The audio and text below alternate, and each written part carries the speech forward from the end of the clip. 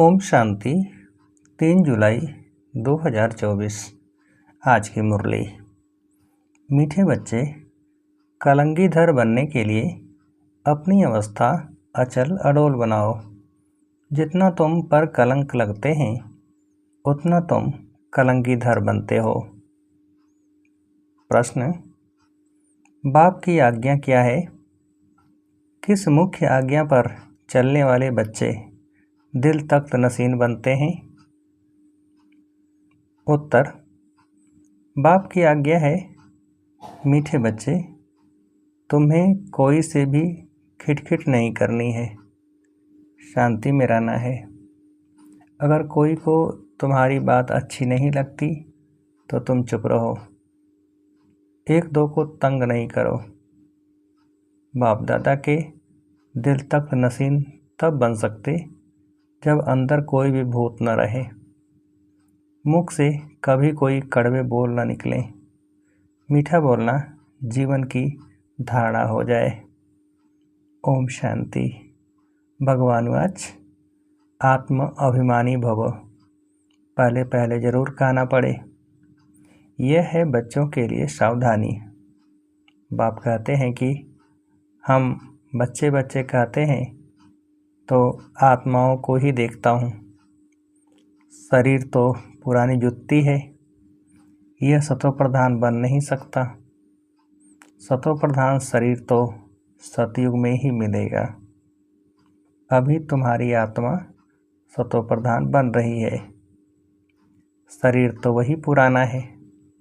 अभी तुमको अपनी आत्मा को सुधारना है, पवित्र बनना है। सतयुग में शरीर भी पवित्र मिलेगा। आत्मा को शुद्ध करने के लिए एक बाप को याद करना होता है। बाप भी आत्मा को देखते हैं। सिर्फ देखने से आत्मा शुद्ध नहीं बनेगी। वह तो जितना बाप को याद करेंगे उतना शुद्ध होते जाएंगे। यह तो तुम्हारा काम है, बाप को याद करते करते सतो प्रधान बनना है। बाप तो आया ही है रास्ता बताने। यह शरीर तो अंत तक पुराना ही रहेगा। यह तो सिर्फ कर्मेंद्रियां हैं जिससे आत्मा का कनेक्शन है। आत्मा गुलगुल बन जाती है, फिर कर्तव्य भी अच्छे करती है। वहाँ पंछी जानवर भी अच्छे अच्छे रहते हैं। यहाँ चिड़िया मनुष्यों को देख भागती है। वहाँ तो ऐसे अच्छे अच्छे पंछी तुम्हारे आगे पीछे घूमते फिरते रहेंगे, वह भी कायदे से। ऐसे नहीं घर के अंदर घुस आएंगे, गंद करके जाएंगे, नहीं, बहुत कायदे की दुनिया होती है। आगे चल तुमको सब साक्षात्कार होते रहेंगे। अभी मार्जिन तो बहुत पड़ी है। स्वर्ग की महिमा तो अपरम अपार है, बाप की महिमा भी अपरम अपार है, तो बाप के प्रॉपर्टी की महिमा भी अपरम अपार है। बच्चों को कितना नशा चढ़ना चाहिए। बाप कहते हैं, मैं उन आत्माओं को याद करता हूँ जो सर्विस करते हैं, वह ऑटोमेटिकली याद आते हैं। आत्मा में मन बुद्धि है न, समझते हैं कि हम फर्स्ट नंबर की सर्विस करते या सेकंड नंबर की करते हैं। यह सब नंबरवार समझते हैं। कोई तो म्यूजियम बनाते हैं, प्रेसिडेंट गवर्नर आदि के पास जाते हैं, जरूर अच्छी रीति समझाते होंगे। सब में अपना अपना गुण है। कोई में अच्छे गुण होते हैं तो कहा जाता है यह कितना गुणवान है। जो सर्विसेबल होंगे वह सदैव मीठा बोलेंगे, कड़वा कभी बोल नहीं सकेंगे। जो कड़वा बोलने वाले हैं उनमें भूत है, देह अभिमान है नंबर 1। फिर उनके पीछे और भूत प्रवेश करते हैं। मनुष्य बद चलन भी बहुत चलते हैं। बाप कहते हैं इन विचारों का दोष नहीं है। तुमको मेहनत ऐसी करनी है जैसे कल पहले की है। अपने को आत्मा समझ बाप को याद करो, फिर आहिस्ते आहिस्ते सारे विश्व की डोर तुम्हारे हाथों में आने वाली है। ड्रामा का चक्र है, टाइम भी ठीक बताते हैं, बाकी बहुत कम समय बचा है। वो लोग आज़ादी देते हैं तो दो टुकड़ा कर देते हैं, आपस में लड़ते रहें, नहीं तो उन्हों का बारूद आदि कौन लेगा।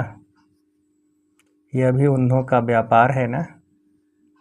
ड्रामा अनुसार यह भी उन्हों की चालाकी है।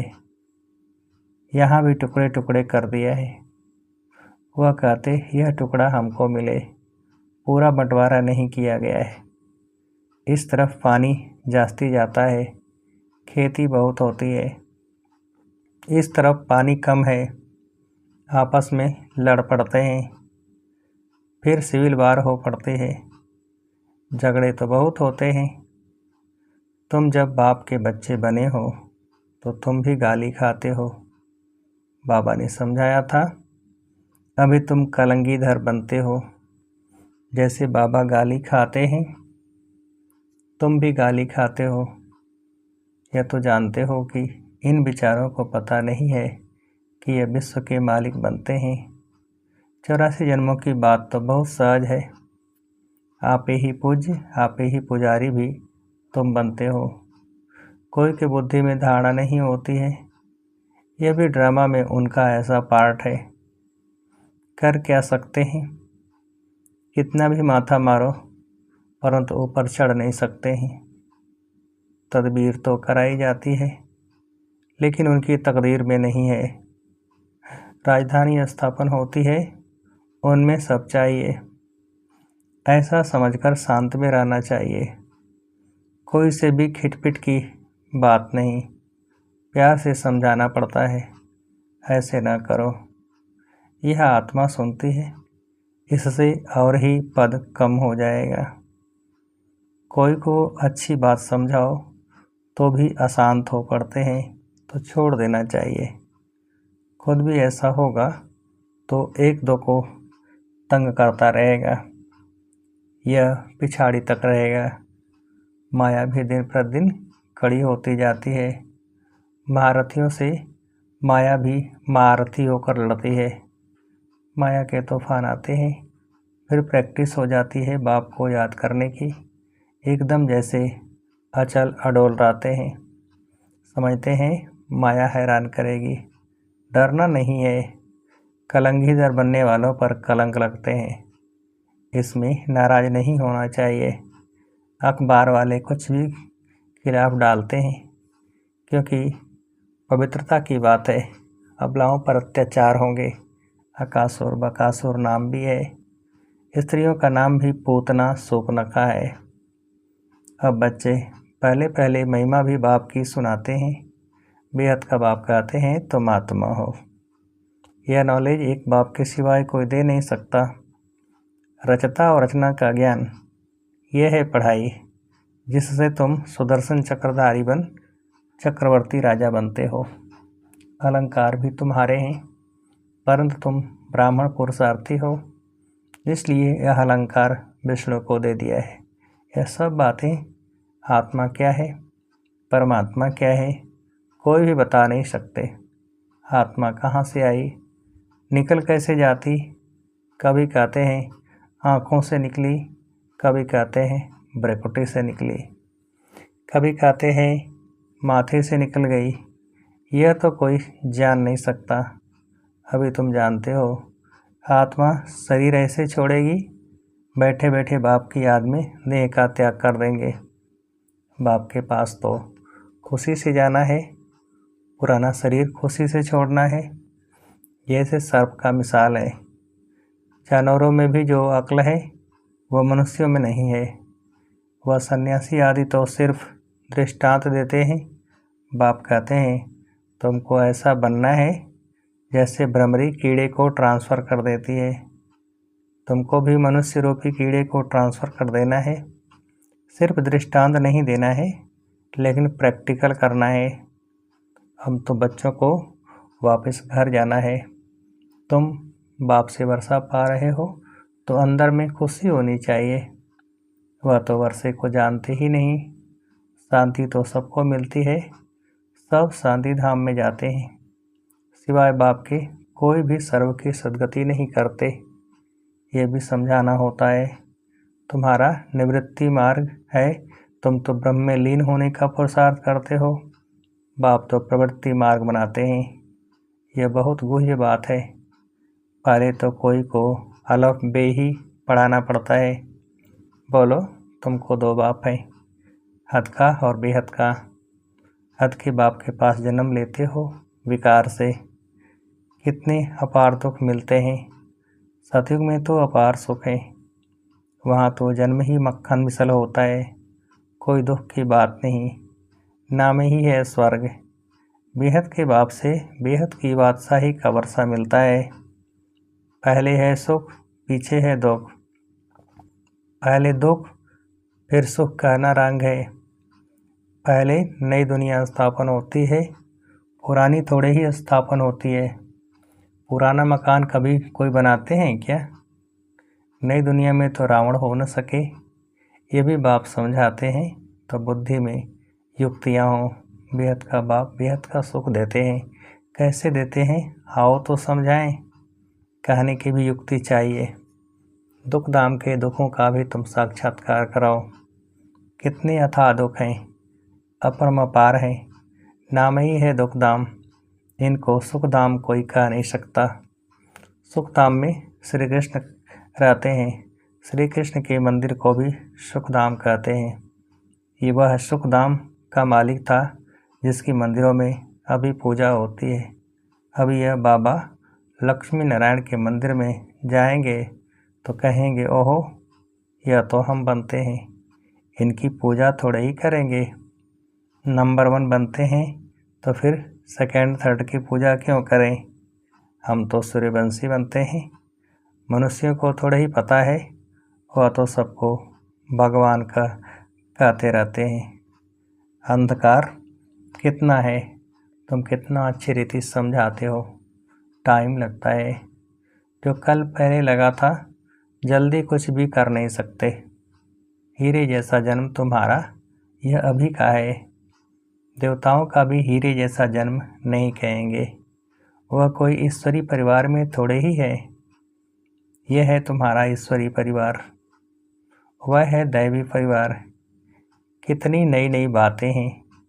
गीता में तो आटे में नमक मिसल है। कितनी भूल कर दी है श्री कृष्ण का नाम डालकर। बोलो, तुम देवताओं को तो देवता कहते हो, फिर श्री कृष्ण को भगवान क्यों कहते हो? विष्णु कौन है, यह भी तुम समझते हो। मनुष्य तो बिगर ज्ञान के ऐसे ही पूजा करते रहते हैं। प्राचीन भी देवी देवता हैं जो स्वर्ग में होकर गए हैं। सतो रजो तमो में सबको आना है। इस समय सब तमो प्रधान है। बच्चों को पॉइंट्स तो बहुत समझाते हैं। बैच पर भी तुम अच्छा समझा सकते हो। बाप और पढ़ाने वाले टीचर को याद करना पड़े, परंतु माया की भी कितनी कसम कसा चलती है। बहुत अच्छी अच्छी पॉइंट्स निकलती रहती हैं। अगर सुनेंगे नहीं तो सुना कैसे सकेंगे? अक्सर करके बाहर में बड़े महारथी इधर उधर जाते हैं तो मुरली मिस कर देते हैं, फिर पढ़ते नहीं। पेट भरा हुआ है। बाप कहते हैं, कितनी गुह्य गुह्य बातें तुमको सुनाता हूँ जो सुनकर धारण करना है। धारणा नहीं होगी तो कच्चे रह जाएंगे। बहुत बच्चे भी विचार सागर मंथन कर अच्छी अच्छी पॉइंट्स सुनाते हैं। बाबा देखते हैं, सुनते हैं, जैसी जैसी अवस्था ऐसी ऐसी पॉइंट्स निकाल सकते हैं। जो कभी इसने नहीं सुनाई है वह सर्विसेबल बच्चे निकालते हैं। सर्विस पर ही लगे रहते हैं। मैगजीन में भी अच्छी पॉइंट्स डालते हैं। तो तुम बच्चे विश्व का मालिक बनते हो। बाप कितना ऊंच बनाते हैं। गीत में भी है ना, सारे विश्व की बागडोर तुम्हारे हाथ में होगी, कोई छीन न सके। यह लक्ष्मी नारायण विश्व के मालिक थे ना, उन्हों को पढ़ाने वाला जरूर बाप ही होगा। यह भी तुम समझा सकते हो। उन्होंने राज्य पद पाया कैसे? मंदिर के पुजारी को पता नहीं, तुमको तो अथाह खुशी होनी चाहिए। यह भी तुम समझा सकते हो, ईश्वर सर्वव्यापी नहीं। इस समय तो 5 भूत सर्वव्यापी हैं, एक एक में यह विकार हैं। माया के 5 भूत हैं, माया सर्वव्यापी है, तुम फिर ईश्वर सर्वव्यापी कह देते हो। यह तो भूल है ना। ईश्वर सर्वव्यापी हो कैसे सकता? वह तो बेहद का वर्षा देते हैं, कांटों को फूल बनाते हैं। समझाने की प्रैक्टिस भी बच्चों को करनी चाहिए। अच्छा, मीठे मीठे सिखेल्दे बच्चों प्रति माता पिता बाप दादा का याद प्यार और गुड मॉर्निंग। रूहानी बाप की रूहानी बच्चों को नमस्ते। हम रूहानी बच्चों की रूहानी बाप को नमस्ते। धारणा के लिए मुख्य सार। पहली पॉइंट, जब कोई अशांति फैलाते या तंग करते हैं तो तुम्हें शांत रहना है। अगर समझानी मिलते हुए भी कोई अपना सुधार नहीं कर सकते तो कहेंगे इनकी तकदीर, क्योंकि राजधानी स्थापन हो रही है। दूसरी पॉइंट, विचार सागर मंथन कर ज्ञान की नई नई पॉइंट्स निकाल सर्विस करनी है। बाप मुरली में रोज़ जो कुछ ही बातें सुनाते हैं वह कभी मिस नहीं करनी है। वरदान, पवित्रता को आदि अनादि विशेष गुण के रूप में सहज अपनाने वाले पूज्य आत्मा भव। विस्तार, पूजनीय बनने का विशेष आधार पवित्रता पर है। जितना सर्व प्रकार की पवित्रता को अपनाते हो उतना सर्व प्रकार से पूजनीय बनते हो। जो विधि पूर्वक आदि अनादि विशेष गुण के रूप से पवित्रता को अपनाते हैं वही विधि पूर्वक पूजे जाते हैं। जो ज्ञानी और अज्ञानी आत्माओं के संपर्क में आते पवित्र वृत्ति, दृष्टि, वाइब्रेशन से यथार्थ संपर्क संबंध निभाते हैं, स्वप्न में भी जिनकी पवित्रता खंडित नहीं होती है वही विधि पूर्वक पूज्य बनते हैं। स्लोगन, व्यक्त में रहते अव्यक्त फरिश्ता बनकर सेवा करो तो विश्व कल्याण का कार्य तीव्र गति से संपन्न हो। व्यक्त में रहते अव्यक्त फरिश्ता बनकर सेवा करो तो विश्व कल्याण का कार्य तीव्र गति से संपन्न हो। अच्छा, ओम शांति।